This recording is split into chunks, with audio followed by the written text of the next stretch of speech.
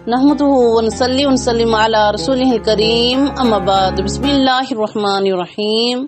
अस्सलामु अलैकुम व रहमतुल्लाहि व बरकातुहू। सामिन में आज का मौजू है बेबी शावर यानी कि गोद भराई की रस्म का शरई हुक्म क्या है और क्या यह रस्म इस्लाम में जायज है। सामिन इसका जवाब।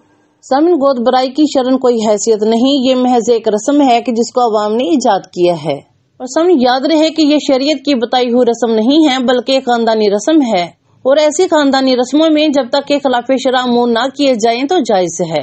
यानी कि सामिन शरई हदूद के अंदर रहते हुए गोद भराई की रस्म करने में कोई हर्ज नहीं कि जिस औरत को पहला बच्चा होने वाला होता है उसको उसके माँ बाप के घर 7वें या 9वें महीने में भेज दिया जाता है और जब भेजने का दिन आता है तो उसमें एक रस्म गोद भराई की अदा की जाती है जो कि लड़के वालों की तरफ से होती है कि जिसमें खानदान वाले लड़के के घर इकट्ठे होते हैं, खाने का इंतजाम होता है और इस रस्म में औरत की गोद में 7 किस्म के फल और ड्राई फ्रूट डाले जाते हैं कि जिसके सबब इस रस्म को गोद भराई कहते हैं।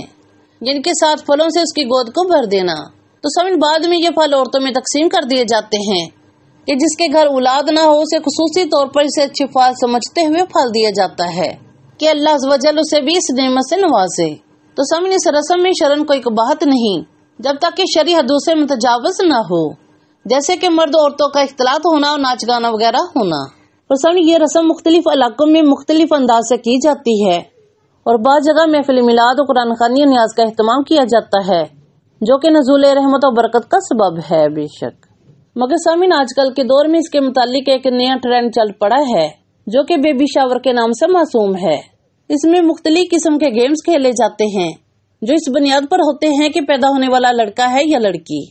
सामिन बाज के यहाँ तो बाकायदा ऐलान किया जाता है कि लड़का है या लड़की। और इस रस्म में बेपर्दगी नाच गाना वगैरह मर्द औरत का इख्तिलात भी होता है। सामिन अगर ये सूरत हो तो ऐसी रस्म मनाना शरई तौर पर नाजायज व गुनाह है बेशक। तो सामिन मालूम हुआ कि जो रस्म रवाज शरीयत से नहीं टकराते, इस्लाम ने इनसे मना नहीं किया। ये रस्म भी ऐसी ही रस्मों में से एक है, लिहाजा इसमें कोई हर्ज नहीं। लेकिन सामिन इस बात का खास ख्याल रखा जाए कि किसी किस्म की बेपर्दगी न हो, ना ही म्यूजिक बजे, ना ही नाच गाना हो, वरना गुनाहगार होंगे। ने सामिन इस रस्म में जो चीजें गोद में डाली जाएंगी वो हलाल रहेंगी बेशक। तो सामिन जो अपनी हैसियत के मुताबिक जितना हो सकता है करे, उसके लिए कर्ज न ले और जो कोई ना करे उस पर इतराज करना दुरुस्त नहीं बेशक। सामिन इस्लामी तालीमात के मुताबिक बेपर्दगी, नाच गाना, दीगर फहश कामों की इजाजत नहीं है, चाहे वो खानदानी रस्म का हिस्सा ही क्यों ना हो।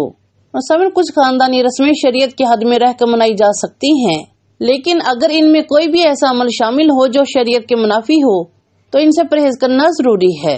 आखिर में दुआ है कि अल्लाह पाक हम सब मुसलमानों को शरीयत मुताहिरा के मुताबिक जिंदगी बसर करने की तौफीक अता फरमाए और हम सब का खात्मा ईमान पे फरमाए। अल्लाहुम्मा आमीन। दुआ में याद रखिएगा। जज़ाकल्लाहु खैर।